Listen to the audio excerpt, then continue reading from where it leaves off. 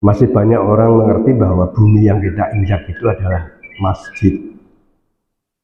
Maka dipersilakan bagi umat Islam yang mau melaksanakan ibadah sholat di mana saja, karena bumi kita ini adalah masjid. Di tepi pasar, ya, seperti di tanah suci Mekah, itu kalau datang jam 4, jam 3 itu sudah tidak mampu untuk masuk ke Masjidil Haram.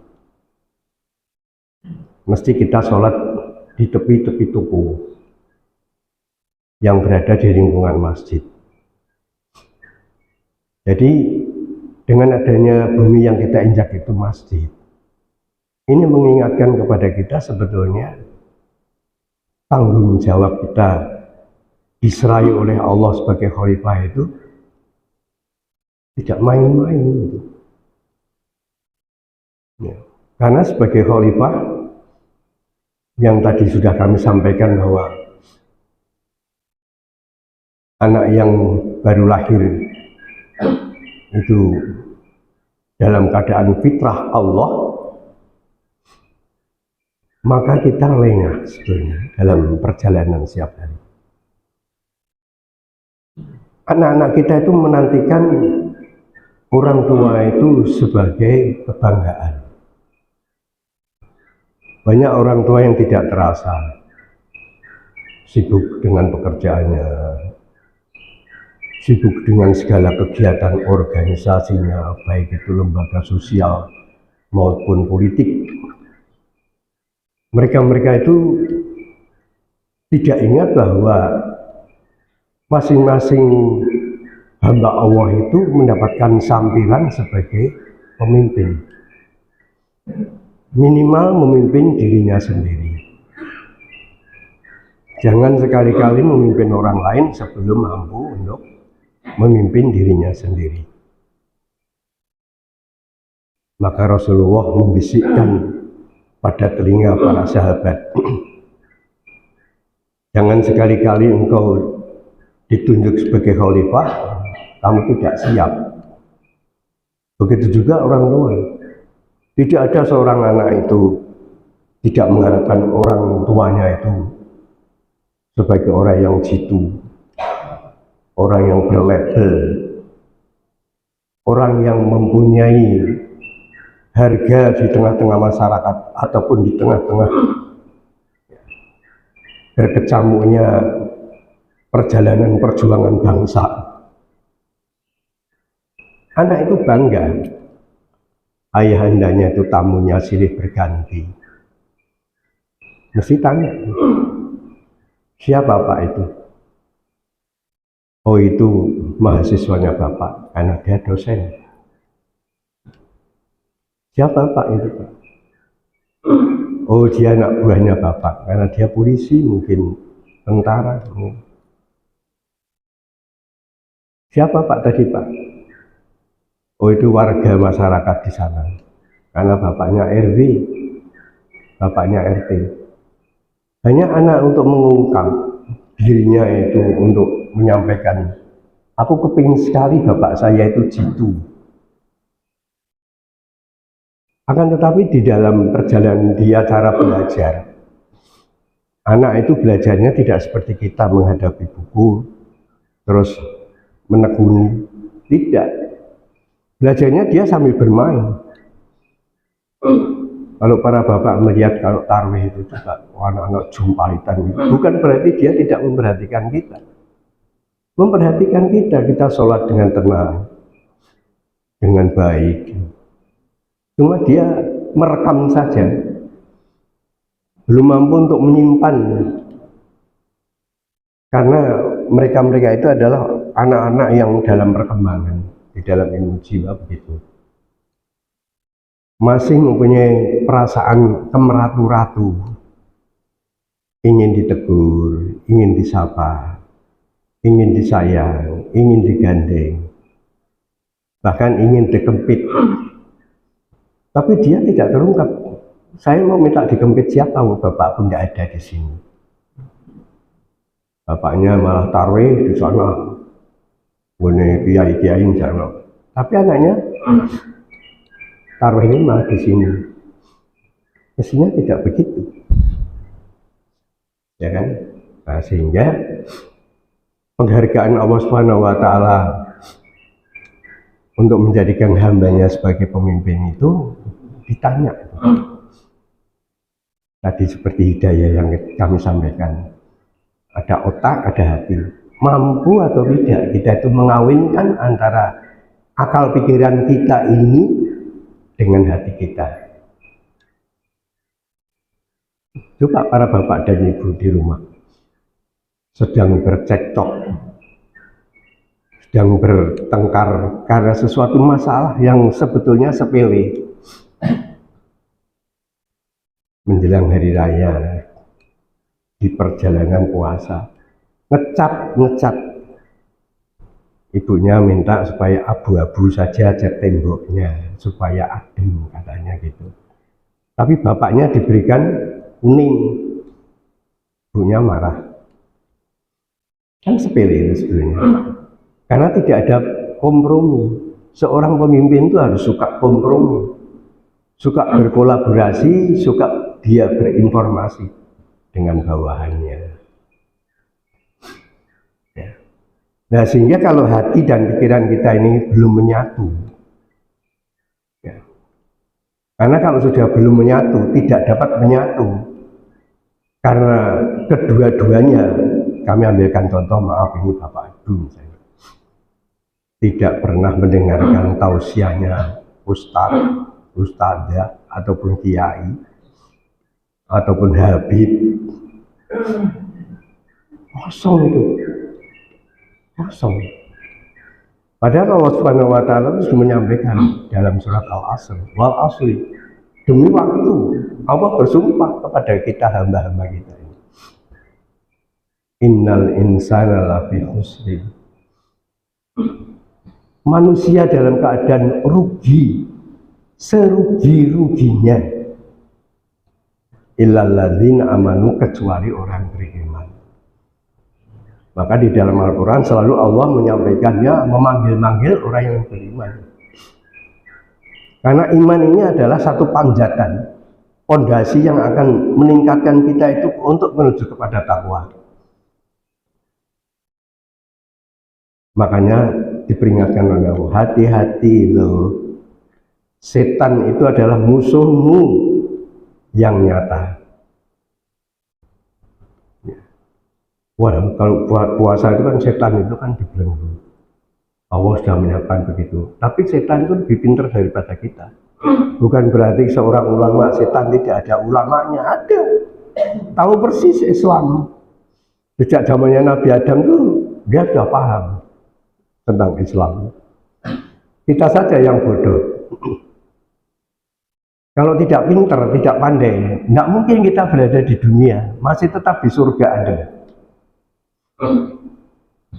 Yang membujuk Adam karena dia diblokade oleh Allah, lari kepada Hawa. Sudah sampaikan, oh, jangan sekali-kali engkau makan buah. Semua kamu makan boleh halal, tapi jangan sekali-kali makan buah khuldi. Begitu gagal kepada Hawa, dan tahu persis bahwa wanita itu adalah mempunyai naluri yang sangat lembut. Hanya 75% dimiliki oleh ibu-ibu, bapak-bapak hanya 25%. Maka bapak-bapak sering marah. Ingat bahwa bulan puasa selama 1 tahun diminta oleh Allah 1 bulan agar supaya engkau mawas diri, muhasabah. Itu karena selama perjalanan 1 tahun itu kita sudah banyak kesalahan. Ditentramkan. Allah tidak suka dengan kemarahan hambanya. Allah lebih senang dan suka kepada hambanya yang sabar, yang santun. Saya, maaf ini, agak sedikit maju sedikit, tapi jangan dikatakan satu kesombongan. 44 tahun saya mengajar, tidak pernah dengan murid-murid saya marah. Anak SMA itu kan nakal sekali. Pernah kita membawa rombongan ke Bali. Kita sudah membawa megapun, mengundang mereka untuk datang kembali ke bis untuk segera perjalanan dilanjutkan. Saya dihampiri oleh seorang keamanan. Pak, jangan berangkat dulu Pak, ini ada urusan. Terkejut saya, karena sebenarnya kebetulan saya sebagai pembina kesiswaan. Ada apa Pak? Tadi suruh datang ke kantor polisi. Gara-gara salah satu di antara murid saya yang laki-laki itu mencium guide, interpreter yang mengawali dari Kota Denpasar sampai keliling. Saya akui cantik memang. Mungkin dia melihat cara bicaranya menarik, gemes, dicium. Akhirnya dia protes. Bukan supirnya, bukan anaknya. Mana pemimpin rombongannya? Saya diadukan di situ. Sampai kita itu terlambat. Ini gara-gara mereka itu berbuat yang kurang bagus. Bukan berarti setan itu kalau bulan puasa dibelenggu. Setan pun punya remote. Sudah menancapkan sebelum bulan puasa itu menancapkan. Ya. CCTV berada di hati kita ini. Dia dari jauh saja main. Maka di bulan puasa kok ada ya para mahasiswa yang demonstrasi di daerah-daerah Jawa Barat itu. Orang berkelahi, ya, orang berdebat. Dia tidak merasa, seakan-akan setan dibelenggu sudah titik, tapi tidak. Setan itu lebih pintar daripada kita. Kalau memang tidak pintar, kita nggak berada di bumi ini. Adam selamat, Hawa selamat. Tapi ternyata tidak. Begitu Hawa makan buah rodi, dibuka, karena kasih sayangnya kepada sang suami, diantarkan ke sana. Berapa jaraknya jauh pun terbang sepertinya baunya durian lebih daripada itu. Andai kata engkau mencintai aku, silakan makan, ikut makan. Allah berteriak-teriak. Ya. Allah berteriak, salah. Akhirnya diputuskan dalam hukum bahwa kamu harus turun ke planet yang lain yang sudah aku ciptakan. Tidak pantas kamu berada di bumi. Sama saja. Takmir, pengurusnya ribut, geger. Hanya sesuatu masalah yang tidak pas, umpamanya. Alhamdulillah di masjid kita tidak ada. Ini surga. Tapi kalau geger di surga, Allah tidak suka. Dicabut itu rezekinya itu. Malaikat Mikael, tinggalkan masjid itu, lalu tidak barokah. Begitu juga rumah. Maka sebagai orang tua itu harus mempunyai DJITU itu. Tunjukkan pada anak-anak kita disiplin. Allahu Akbar, Allah Akbar, berangkat sholat. Anak kita, ayo berangkat, Bapak sudah siap. Ya. Sahur, masih tidur, bangun. Saya masih teringat, tidur, oh ibu saya nggak boleh. Ambil air dingin itu yang dari gentong.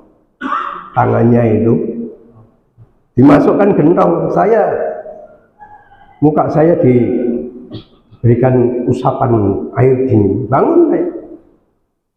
Pegang tangannya, tuntun, walaupun tertatih-tatih. Maaf, apakah ibu sekarang begitu? Guru, nanti yang satunya mengatakan bapaknya, salah. bisa suwi kok, bisa 15 menit. Perang itu nanti. Pendidikan yang tidak serasi, tidak sinkron antara bapak dan ibu menjadikan anak itu guncang. Anaknya berada di masjid, ibunya tarawih di masjid, bapaknya tarawih di luar masjid kita. Siapa yang mengawasi? Bapak-bapak ingin khusyuk sholatnya. Kalau sudah khusyuk sudah belakang jumpalitan nggak karuan. Apa kita menyalahkan mereka? Tidak boleh. Saya katakan kemeratu-ratu dalam ilmu jiwa. Mereka itu hanya untuk disayang. Saya selalu saya rangkul, ya. Saya letakkan mereka di samping kanan kiri saya. Hanya itu, minta kasih sayang. Tapi kita yang tidak mampu untuk memberikan kasih sayang. Ya. Ya, jadi illalladzina amanu wa amilus sholihati, saling memberikan tingkah laku baik kepada siapapun. Kesuksesan Rasulullah di dalam berdagang sampai menjadi jutawan, modalnya hanya satu, senyum. Mahal loh. Oh gampang senyum, silakan para bapak dan ibu. Senyum itu tidak segampang yang kita gambarkan. Ya. Nah inilah sebetulnya beberapa ayat yang kami sampaikan sebagai modal kita. Alhamdulillah saya ingin mendambakan masjid kita ini menjadi gudangnya ulama. Allahumma amin. Semoga Allah mendengarkan apa yang kami sampaikan. Gudangnya calon para ulama. Karena di tengah-tengah kota, alhamdulillah masih berjalan pendidikan, ya pendidikan Islam yang dibawahi oleh Bapak Haji Setiodono, ya selaku seksi pendidikan. Disiplin, orang harus jujur. Inya berinisiatif. Orang tua kok enggak berinisiatif? Gendeng bocor, istrinya, gendengnya bocor pak, wis ben tuh undang tukang nggak wis, ono nek maringi duit, ora perintah dok. Anggule tukang kok gampang saiki, nek mulai undangnya gendeng dok. T-nya takwa kepada Allah, U-nya adalah ulet. Jadi kesimpulannya seorang bapak harus ulet. Rasulullah berhasil karena ulet. Mempunyai label di umur 15 tahun Al-Amin, 25 tahun dia menjadi seorang miliarder. Kemudian dia diangkat menjadi Rasulullah umur 40 tahun, menjadikan kota Mekah dan Madinah makmur, sejahtera. Kami tunggu semuanya saja untuk berinisiatif. Mana yang terbaik silahkan untuk masjid kita. Ya. Tidak ada ketua takmir, Pak Arif orang biasa, hanya ingin menuntun kalian semua sebagai anggota takmir. Mari kita bersama-sama kelak untuk masuk ke pintu surga. Agar supaya Allah mengundang kita. Salamun qaulan min rabbir rahim. Hai hamba-hambaku yang aku cintai, masuk sini pintu. Gitu. Harus ada target.